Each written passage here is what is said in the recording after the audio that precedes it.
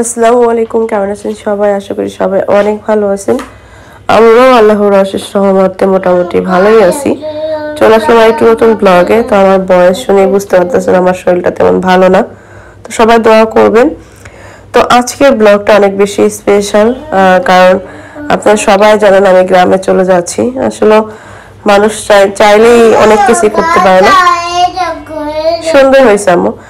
তাপ দিয়ে হলো ড্রয়িং করতেছে, কথা বলতেছে, আমি একটু কথা বলতেছি, ডিস্টার্ব করে না। তো বিষয় হলো মানুষ তো অনেক কিছুই চায়, অনেক কিছুই করতে চায়, অনেক স্বপ্নই দেখে, সব স্বপ্ন পূরণ হয় না।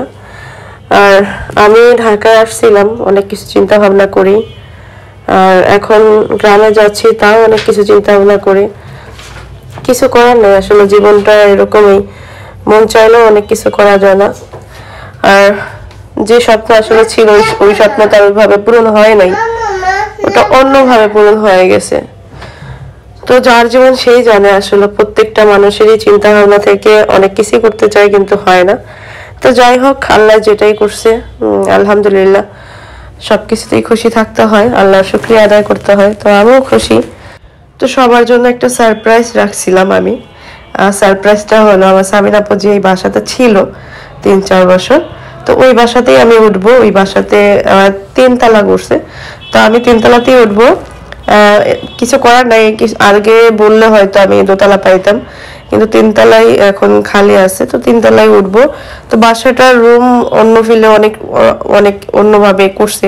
সাবিনা আপুর নিচে ছিল, ওটা এখন অনেক বারান্দা, তারপরে ওয়াশরুম দুইটা এরকম করছে। তো বাসাটা আমি দেখি নাই, সাবিনা আপুরে বলছি যে আমার জন্য বাসা খুঁজতে, তো সাবিনা আপু বাসা খুঁজছে।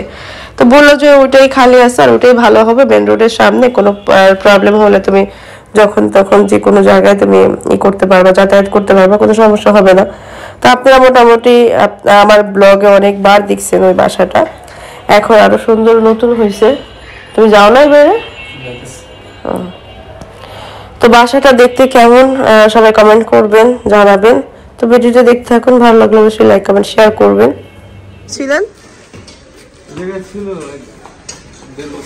1.5 বছর ছিল। আর এই জায়গায় সাবিনাপুর কত ধরনের সবজি লাগাইছে সেটা কিন্তু আপনারা সবার মনে আছে। বারান্দা দিছে, ওদিকটা বারান্দা, হ্যাঁ ও চোরাই সবুজ থাকতো, ওইটা বাড়াইছে। আচ্ছা, ওই দিকটা বারান্দা দিছে। আর এটা গ্যারেজ বানাইছে না? যাক, ভালো করছে, কারণ কিছুদিন পর আমাদের গাড়ি আসলে তো মনে করেন গ্যারেজ লাগবে। আমি চিন্তা করতেছিলাম যে এই বাড়িতে গ্যারেজ নাই, আমি এটা চিন্তা করতেছিলাম। যেমন আমি এই বাড়িতে কত কাজ করতাম এই দিকটা আপনারা সবাই দেখছেন।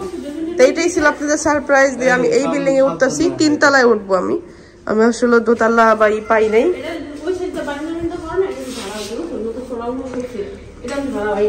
এটা ভাড়া হয় নাই, এটা তো একটু নোংরা ছিল না? এটা এখনো খালি আছে না? এটা এখনো খালি আছে, কিন্তু আমার বোন বলছে যে এখানে নেওয়া দরকার নেই, মানে নিচে প্রচুর পরিমাণ মশা। মানে এখন বাসায় লোকজন আছে কিনা সেটাও জানে না।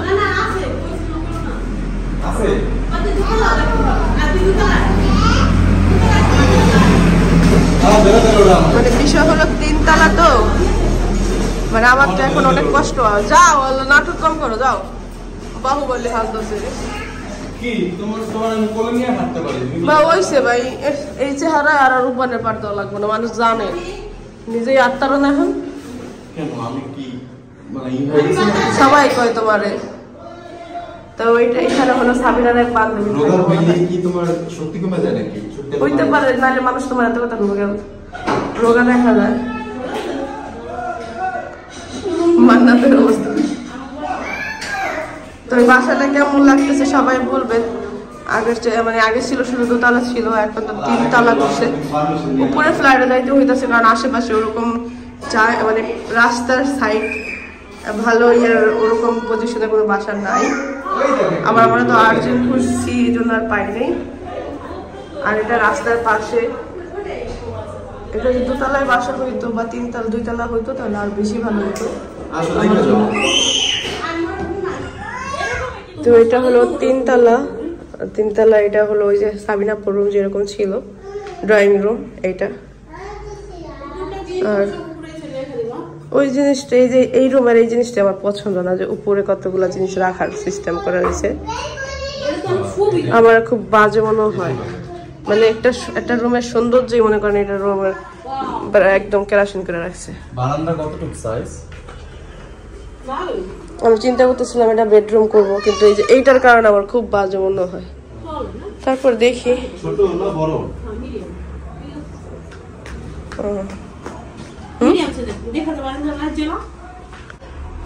এই দেখেন বারান্দা ব্যালকনি,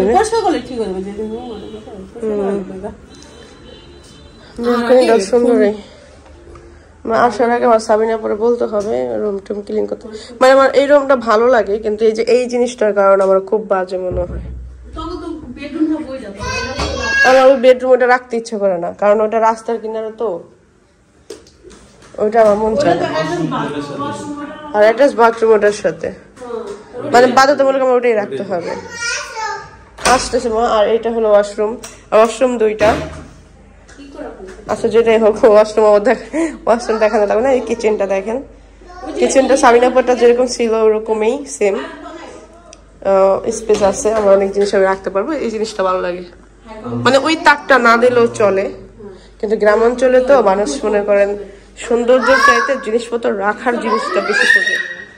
আমরা তো ব্লগিং করি, এই জন্য আমরা সুন্দর জিনিস দেখি চাই বা সুন্দর জিনিস বুঝি, মানে অত করা। এছাড়া আমাদের দেশ গ্রামে আগে রুম, মানে রুম হইলেই হয়েছে, জিনিসপত্র চারপাশে ঘেঁচামেচি থাকবে এই জিনিসটা। যাই হোক, এমনিও তো তারাও গুছানোই আছে, হয়তো তারা চলে যাবে তো এই জন্য তারা এইভাবে রাইখা দিচ্ছে জিনিসপত্র অল্প স্বল্পই। বাসার কত সবাই না, এই আরেকটা বেডরুম, এটা আরেকটা বেডরুম। আপুর বাসা যারা দেখছেন তারা কিন্তু জানেন, সেম আপুর বাসার ইয়েরই। আপুরটা নিচতলা ছিল, এটা 3 তলা, এটাই হলো তফাৎ। ড্রয়িং রুম বড় আছে। ওইটা আমার মনে করেন এই ছিল তো, ব্যালকনি পাশের ওই রুমের মধ্যে আপুর আছে তো, তাই জন্য ভিডিও করতেছি না। অনেক বড় এটা। এটা রাস্তার একদম কর্নার। ও মাই গড, কত বড় পুরো রাস্তা। কাপড় ওটার মধ্যে রোদ দিতে হবে, এটার মধ্যে গাছ গাছলা সুন্দর টপ টপ। অবশ্য এটা গাছ গাছলা না লাগে, ওইটা লাগাইলেও সুন্দর হবে, কারণ ওই পাশে বসে থাকা যাবো, ওইটা ছায়া থাকবে, এটা রোদ থাকবে, লাগালে সুন্দর হবে। ময়লা ই করেন সাদা ভাই, যে পরিষ্কার করলে এই রড ঠট সবকিছু পরিষ্কার করতে পারেন, যাতে পুরা ক্লিন থাকে। হ্যাঁ, তুমি কিন্তু আমায় খেবা না, সত্যি সত্যি। আর অতিরিক্ত গ্রিল দিছে দেখেন। এটা কি যেন, কি পাইপ যেন বলে, এক্স এর পাইপ না কি যেন বলে, আমার তো মনে নেই। বাবু এটা কি পাইপ বলে গো? এসএস, আমি এক্স এর বলছি, সরি। এসএস এর পাইপ দিয়ে একদম প্রচুর পরিমাণ দিয়েছে, ডিজাইনও দেন সেই তো ভালো। তো বাসাটা কেমন হচ্ছে সবাই বলবেন। আমাদের আমরা চলে যেতেছি, কারণ রাত হয়ে গেছে, আর যে বাসা আসছে মেন যে থাকে সে নাই, আন্টি নাই, আন্টি মেয়ে আছে। তো বাসাটা কেমন লাগলো সবাই বলবেন। এই দেখো এখানে ওই যে উপরেই আছে, মানে এখানে অনেক কাজই হলো করে নাই, ধরাবে করে কাজ করে রাখছে। এই যে এখানে রং করে নাই, এই যে কাঠ কালার যে রংটা ওটাও করে নাই না, তো অনেক জিনিসই ওরকম ফিনিশিং কাজ করে নাই। হ্যাঁ, ওই যে কোনটা সৌন্দর্য আছে না একটা জিনিসে, এত টাকা পয়সা উঠবো ই কইরা বইলা নিও, বইলো যে আমার ফিনিশিং কাজ করে দেন। রং রুম একদম পুরা এই ঘরের মধ্যে প্রচুর পরিমাণ রঙের গন্ধ বলতেছে, মানে অনেক পরিমাণ রঙের গন্ধ। বেসিনের সাবিনা পাটটা নিয়ে ব্লু কালার ছিল না নীল কালার, ব্লু কালার ছিল, সাদাটা আমার ভালো লাগে। স্টাইলিশ ছিল, দিত তো স্টাইলের 12টা বাজে দিত পানিতে, ধুইয়া রাখা যেত। আমি কতবার ধুইছিলাম ওইটা। চলো চলো চলো, তো আমাদের বাসা দেখা শেষ। বাবু হলে তো উপরে কাপড় চোপড় সাথে, কিন্তু ওইখানে দেখো কত বড় বেলকনি দিয়ে থুয়ে দিয়েছে পুরো আপ দিয়ে গাড়ি খেলতে পারবো দৌড়াইতে পারবো এমন একটা বেলকনি পারবো আপনাদের খেলার জোন ওইটা হ্যাঁ পুরো যাক এই যে একটুখানি কাজ আছে দরজার ইয়ের কাজ ফিনিশিং ওই পাশে পাশে করা ফিনিশিং করে দিলে খুব ভালো হইব দরজার ইয়েগুলা সুন্দর হইব বাইরে দিয়ে ওগুলা হ্যাঁ ওইগুলা করে দিলে অনেক সুন্দর হইব করে দিস মানে সবচেয়ে সমস্যা হইলো কি প্রথমত একদম ছাদের উপরের ফ্লোর আসতে উপর আর ধরো না মানাতে ধরো এই বাসার মানে ভালোর মধ্যে তো একটু হলো খারাপ থাকে বিষয় হলো এটা কিছু কিছু জিনিস খারাপ যেরকম টপ ফ্লোর একদম প্রচুর পরিমাণ গরম হবে আর একটা হলো হাই কমোড নাই দুইটা ওয়াশরুম হাই কমোড একটা রুমে নাই এটা হলো একটা মেন প্রবলেম হাই কমোড এটা দিতে পারতো কিন্তু এটা দেয় নাই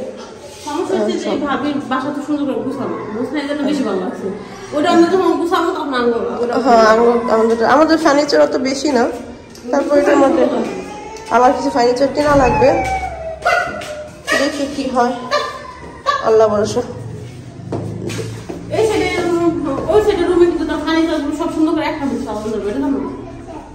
দেখি মেন আমার একটা রুমের মধ্যে আমার মেন ফার্নিচার গুলো রাখলেই হইব আরেকটা ইয়ের জন্য আমার একটা ফার্নিচার কিনতে হইব সেট কিনতে হইব আরেকটা ওয়ার্ডরোব খাট আলমারি কিনতে হইব তো বাসায় উঠলেই বোঝা যাবে আসলে আমার কি কি ফার্নিচার লাগবে নতুন আগে সাজাইলে বোঝা যাবে আর এখানে গাড়ি আবদিয়া তো এই জিনিসটা দেখে অনেক ভালো লাগছে আমি এতদিন চিন্তায় ছিলাম না তালা মারা তো হ্যাঁ চিন্তায় ছিলাম যে আসলে আমাদের তো আর 3-4 মাস পরে আমাদের গাড়ি চলে আসবে তো আমি চিন্তা করতেছিলাম গাড়ি নিয়ে আবার কোন প্যারায় পড়বো গাড়ি আবার কোন জায়গায় রাখতে যাবো তো এই জিনিসটা দেখে একটু সারপ্রাইজ দিছি হ্যাঁ না না ওয়াশরুম ওয়াশরুম নালে বেলকনি দিতে একটা হইব ওয়াশরুম তো দিতে এই দেখেন বাইরে কল আছে বড় এই চাপকলটাতে ওই পাশে ছিল এটা বেলকনি কোথায় না নিচে তো কাপ ওই বেলকনি তখন আই দিকে ওয়াশরুমটা দেয়নি না এটা বেলকনি করতে পরে বেলকনি করতে যে এখানে রশি টানা আছে একটা চাপকল ছিল ওই পাশে সুবিধা আছে যে হ্যাঁ নিচে উপরে যেতে হইব না বাইরে দিকে চাষ করতাম যারা নিচে থাকে তাদের জন্য উপরে যেতে হবে না চাপকল ছিল ওইখানে হ্যাঁ কোন চাপকল একটা চাপকল ওই কোণায় ছিল না কোনা ছিল কিন্তু ওটা নষ্ট ছিল ছিল কিন্তু না আমি খেয়াল করি নাই পানি দিছি আমার খেয়াল নাই এটা কেটে নি এটা ছিল ওই বাইকতে ওই বাড়িতে ও হ্যাঁ ওই পাশে আমি তো দেখি না আমি খেয়াল করি নাই ওই বাড়িতে রানা চলো চলো চলো চলো চলো উড়ি আস্তে এই দরজা তো ভেঙে দেবো লোকাল দরজা ভেঙে দেবো তো এই দরজাটা ভাঙা উচিত তারপরে তো সমস্যা অনেক বছর হয়ে গেছে 3 বছর হয়ে গেছে সাবিনা পরে ছিল যখন তখন ওই দরজা নিয়ে পিটাপিটি করতো হ্যাঁ পিটে দেবে তখন এটা এখনো ভাঙে নাই টান্ডা দাও এটা দরজা ইয়ে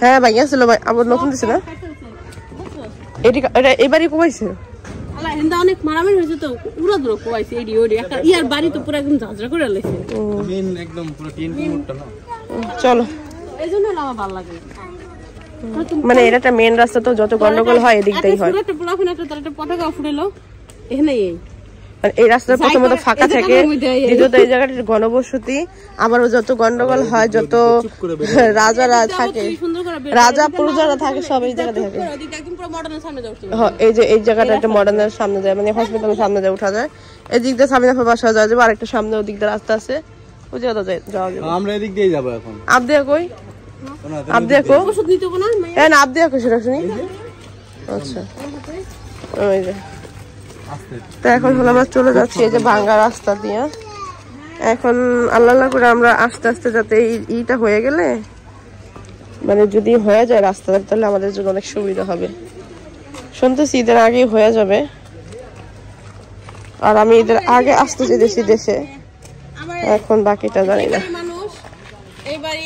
এখানে সাবিনা অনেক পরিচিত মানুষ মানে পাগল ছিল সন্ধ্যার সময় আমার ঘরে আড্ডা থাকতো তাদের মানে আমি ঘুমা থাকতাম তার আড্ডা মানতো আমি জানি সাবিনা ম্যাডাম যে জায়গায় আড্ডা এই জায়গায় আমি ওদিন আসছিলাম এদিকে ওই যে ওই বাড়িতে আসছিলাম ওই দরজা খুলে আরেকজন আছে মান্নাতের বান্ধবী